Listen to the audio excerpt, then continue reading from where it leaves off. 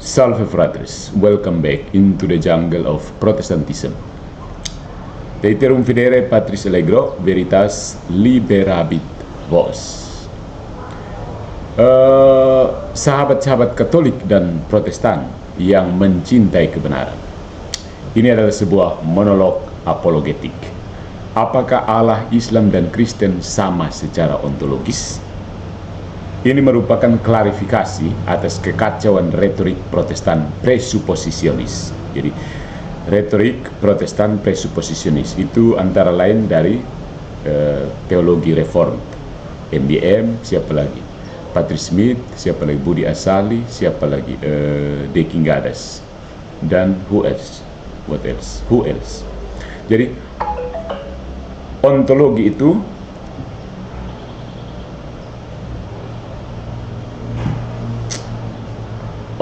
itu bukan soal menyebut nama Yesus, ya, tetapi tentang dasar keberadaan, dasar fondasi keberadaan, dasar realitas.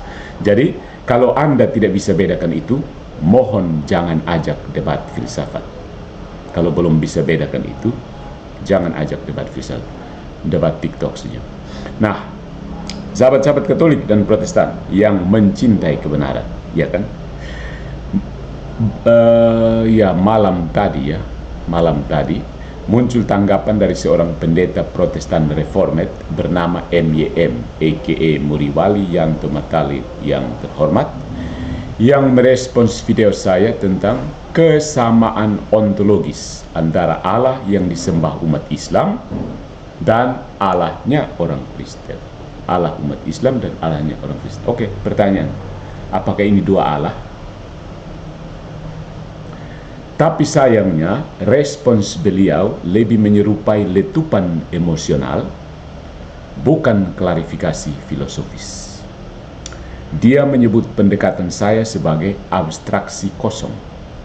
Ya, kayaknya kata-kata ini sering muncul dalam polemik orang-orang Protestan yang menyebut filsafat sebagai filsafat kosong. Jadi, MYM juga samanya, abstraksi kosong, dan bahkan menyebut konsep Allah Katolik sebagai Allah tanpa isi karena tidak menyebut Trinitas secara eksplisit, ya. Nah, pada kesempatan ini saya akan bantu beliau, pendeta MYM, dan Anda semua untuk memahami apa itu metafisika, apa itu ontologi, dan mengapa pendekatan Katolik justru lebih masuk akal dan lebih bijak, keren. Dengan kata lain, Katolikku keren, begitu. Nah, apa itu ontologi, saudara-saudariku? Mari kita mulai dari dasar. Apa itu ontologi? ¿Qué es la ontología? Ontologi adalah cabang dari filsafat metafisika yang membahas pertanyaan paling dasar. Apa itu ada? Apa itu keberadaan? Maksudnya, you ada kan? You ada. Apa itu ada? Gitu. Apa itu Tuhan secara entitatif? Ya. Keadaan Tuhan itu apa? Apa itu Tuhan? Apa sih Tuhan? Tuhan itu apa sih? Gitu. Pertanyaannya. Apakah Tuhan itu secara entitatif? Dalam filsafat Thomas Aquinas, maksudnya pemikiran Thomas Aquinas yang diwarisi dari Aristoteles, Tuhan adalah, ya, nah ini, apa itu Tuhan? Aristoteles yang mewarisi, Thomas Aquinas yang mewarisi Aristoteles menjawab, Tuhan adalah actus purus. Apa itu? Actus purus ini bahasa Latin artinya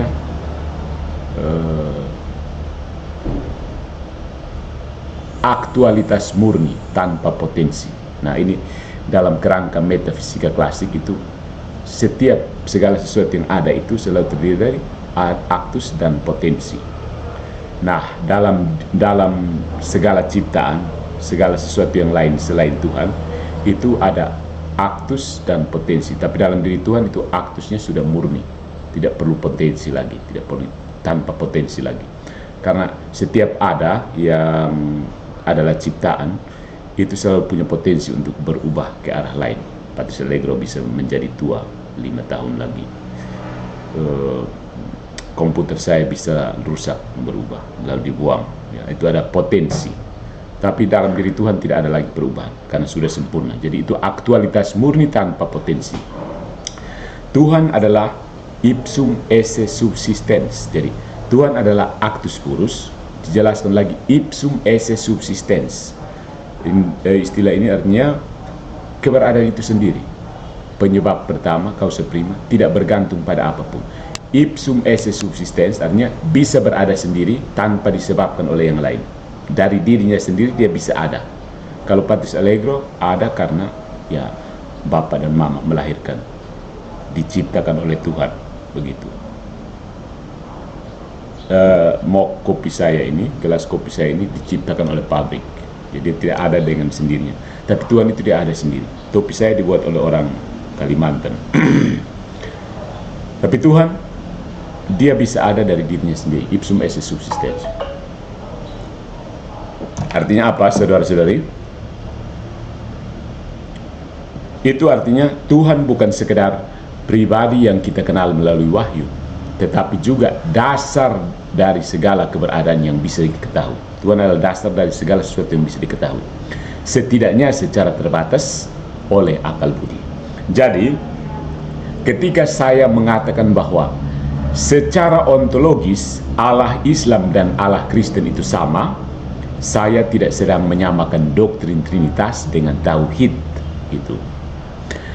Saya sedang mengatakan ketika seorang muslim menyembah pencipta langit dan bumi yang esa, kekal, maha kuasa, maha tahu, dan tidak diciptakan, dia sedang menunjuk kepada eksistensi ilahi yang real, yang nyata. Keberadaan ilahi yang nyata, yang dalam filsafat disebut tadi itu actus purus. Ya. Jadi bukan soal Trinitas dengan tauhidnya, bukan. Tapi bahwa ada sesuatu yang real, yang dalam filsafat disebut actus purus itu. Sampai sini paham? Itu tentang ontologi. Apa itu Tuhan? Tuhan itu actus purus dan esse ipsum esse subsistens. Nah, mari kita bongkar kesalahan logika dari pendeta MYM yang sok filsafat itu. Pendeta MYM dalam tanggapannya langsung menganggap bahwa kalau saya tidak menyebut Trinitas, maka saya sedang berbicara tentang Allah abstrak kosong. Sayangnya, ini merupakan false dikotomi. Dikotomi palsu, pembedaan palsu. Sebenarnya tidak berbeda. Tidak ada pembagian, tapi dia membaginya. Seolah-olah itu terjadi pembagian, terjadi pemisah, terjadi dikotomi, padahal bukan.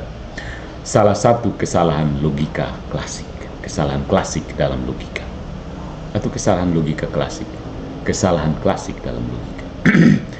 Dia mengira hanya ada dua pilihan. MYM ini pikir cuma ada dua pilihan, Allah Trinitas secara eksplisit atau Allah kosong tanpa makna. Dia pilihan atau. Ini kita kembali ke pola pikir Protestannya, atau dikotomi palsu. Allah Trinitas secara eksplisit atau Allah kosong tanpa makna. Padahal dalam tradisi Katolik kita mengenal konsep analogical participation, partisipasi analogis, bahwa manusia bisa mengarah kepada Allah walau belum sempurna dalam pengetahuan mereka. Inilah konsep analogia entis, ada analogi keberadaan. Dan ini bukan relativisme, ini realisme metafisik. Kita orang Katolik tidak menyamakan isi kepercayaan. Kita menyatakan bahwa arah keterbukaan hati kepada Allah bisa mengarah pada Allah yang sama, walau dalam tingkat pengenalan yang berbeda.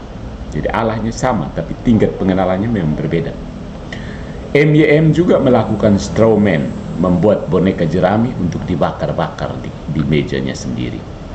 Dia mengatakan bahwa Katolik berpikir Allah Islam dan Kristen itu sama hanya karena Islam tidak menyebut Yesus. Nah, saya justru tidak pernah mengatakan itu. Saya bicara tentang ontologi, bukan litani nama. Ya. Kalau Anda, MYM, tidak paham bedanya, jangan ajak debat filsafat, ajak debat TikTok saja. Ya. Jadi itu kesalahan logika dari MYM. Nah, mengapa filsafat realis itu penting ya? Why? Por qué? Mari kita jujur. Kalau bukan karena actus purus, ens per se, causa prima, bagaimana Anda bisa menjelaskan keberadaan Allah secara universal? Ya, kalau bukan karena actus purus. Apakah umat non-Kristen tidak boleh mengenal Allah kecuali menyebut Yesus secara eksplisit? Kalau begitu, bagaimana dengan Abraham? Bagaimana dengan Sokrates? Bagaimana dengan nenek moyang NYM sebelum Belanda datang menjajah Indonesia? Bagaimana dengan umat yang takut akan Tuhan sebelum inkarnasi Kristus? Ini bukan relativisme. Ini adalah pengakuan bahwa Allah dapat dikenal secara analogis dan bahwa pengetahuan manusia bertahap melalui wahyu umum, melalui akal budi atau rasio, dan akhirnya melalui pewahyuan penuh dalam Kristus. Jadi itu prinsipnya seperti itu ya. Tuhan mulai dengan wahyu umum, sehingga meskipun Yesus Kristus belum datang, orang Timur sudah bisa kenal Tuhan, tapi pengenalannya tidak penuh ya. Kemudian melalui akal budi, Sokrates, Plato, dan Aristoteles bisa sampai pada sesuatu yang misalnya Aristoteles menyebutnya motor immobilis ya. Motor immobilis, penggerak yang tidak bergerak ya, melalui akal budi, dan akhirnya melalui pewahyuan penuh dalam Kristus. Kristus datang sendiri dan mengatakan, akulah dia, ego eimi, begitu. So mari kita bahas ontologi versus wahyu.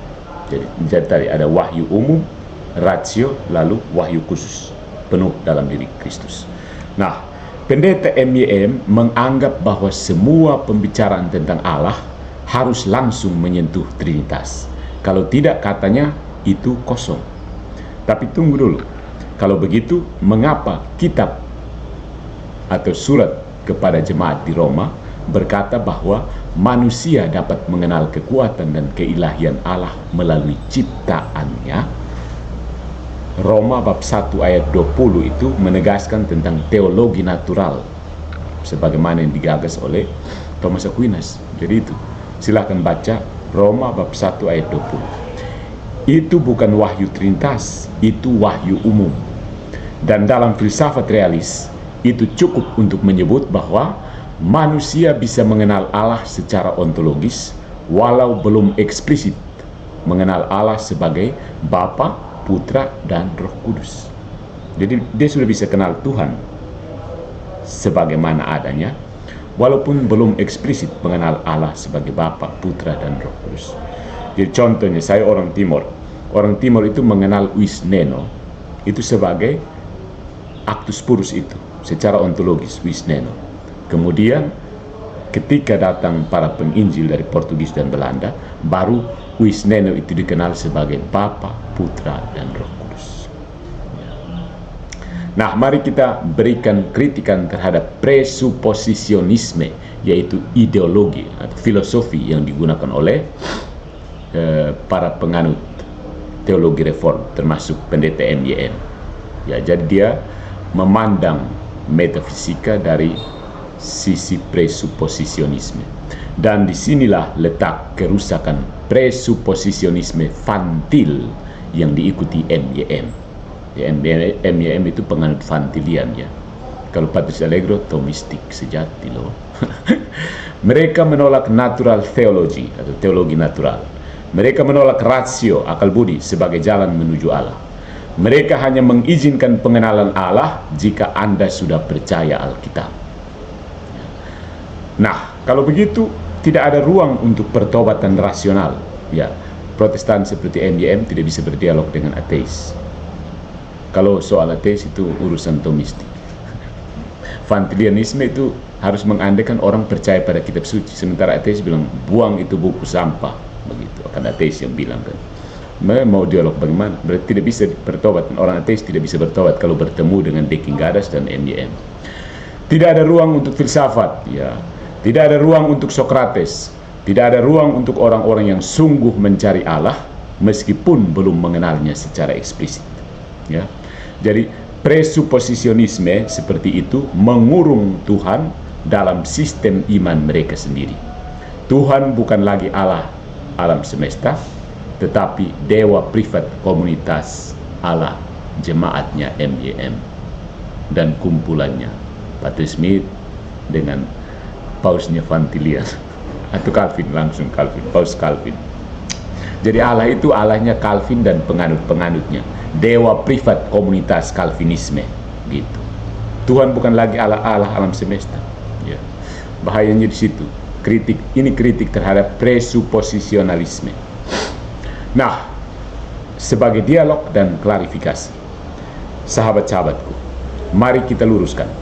Ketika saya mengatakan bahwa Allah Islam dan Kristen itu sama secara ontologis, saya sedang berbicara tentang dasar metafisika Allah sebagai ens subsistens, bukan menyamakan doktrin, bukan mengaburkan trinitas.